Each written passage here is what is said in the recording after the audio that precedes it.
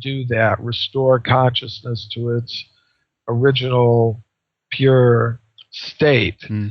That's within most traditions, wisdom traditions, there's, you could say, a more external aspect to it. External forms of religion and things like that, which are often sources of conflict. That we've seen. But within these traditions, there are also more esoteric aspects that aren't so much focused on the external forms of worship, but are more focused on internal development of consciousness, purification of consciousness, transcendence of matter, and things like that. So I'm very much in favor of people exploring those kinds of systems of consciousness transformation that are there, and it's like, say, like a geologist can tell us how to extract the element gold from its ore, where it's mixed with other less valuable elements. And say, once you've extracted the gold, you could form the gold into coins, and you could stamp the symbols of different nations on the gold coins. But if it's really gold, it doesn't matter what symbol that you've stamped on it. So similarly, there are systems by which one can extract the element of pure consciousness from our existence, where this pure consciousness is now entangled with matter. And if you're actually able to do that by one of these systems, it doesn't matter what you call the system, just as long as you've gotten the result, where you see, I'm a being of pure consciousness, all others are beings of pure consciousness, we're all coming from the same source, we're all part of the same family in that sense. If you're actually able to get that result, then it doesn't matter what you call the process. You could call it Islam or Christianity or Judaism or Hinduism or whatever, Australian Aboriginal consciousness or Native American consciousness or whatever. But if you've got the result, it doesn't matter, what you call it.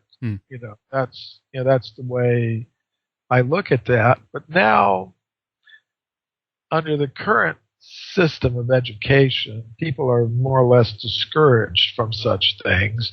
If they're at all interested in spiritual life, they're encouraged to identify with some religious system that is in conflict with other religious systems. So it another becomes, level of that competition based. Yeah, it becomes another level of competition, which is unfortunate. So the whole picture of reality that I present in the book Human Devolution is a consciousness-based picture of reality. And although we've been talking about a lot of philosophical things and spiritual things in this conversation, what I try to do in the book is provide a scientific basis for thinking that consciousness-based picture of reality is the true picture of reality. And so that takes us into a lot of areas of paranormal science, investigation into, what I would call the hidden history of physics that recognizes the existence of different vital forces, a conscious self that can exist apart from matter.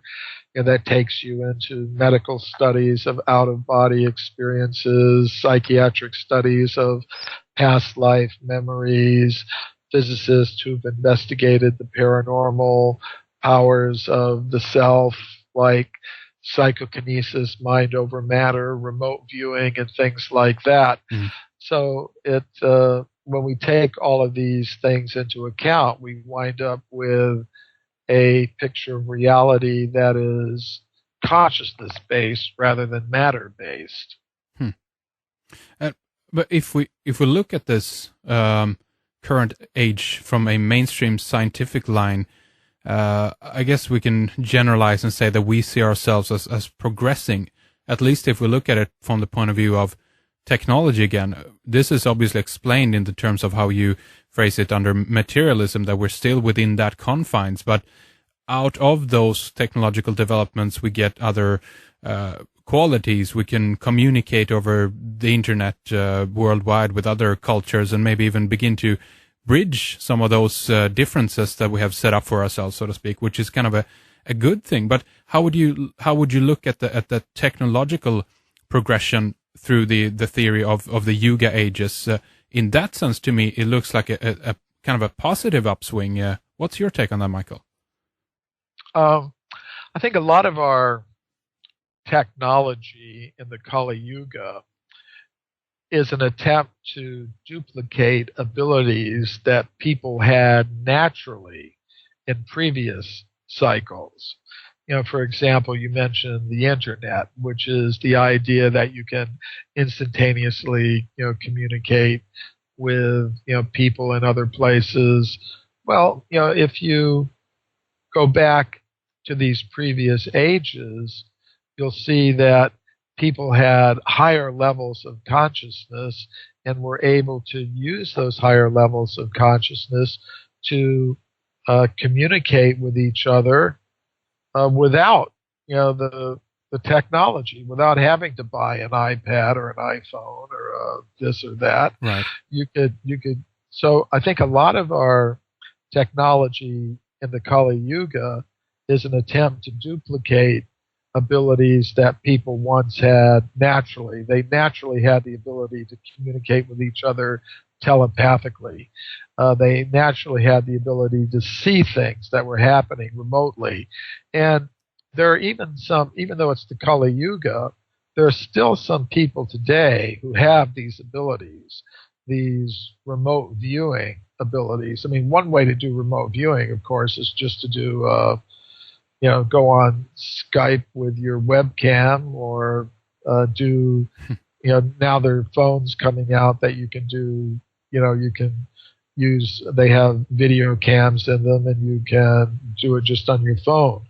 But in previous ages, people had the ability to do that naturally, and some people still have these remote viewing capabilities. Once I was speaking at a conference in Montreal, an alternative science conference, and one of the other speakers there was Stephen Schwartz.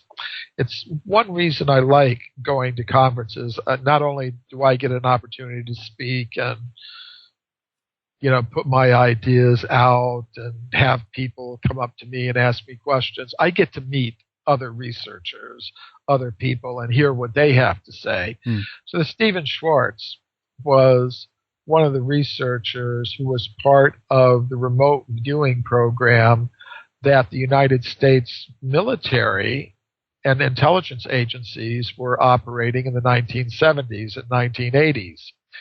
In other words, they found, and this has been documented, they've admitted this. They may still be doing it today in secret, but the documents have come out showing that in the 1970s and 1980s, the United States government, military intelligence agencies were using remote viewing to see what was going on in the former Soviet Union. There were a lot of things they couldn't see with their satellites. And think, for example, on one occasion, they noticed that in a Russian port city, there was this huge building being constructed a few kilometers from the shore.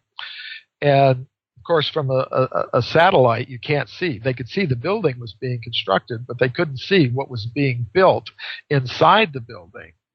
So they had remote viewers look and see what was going on inside the building. And they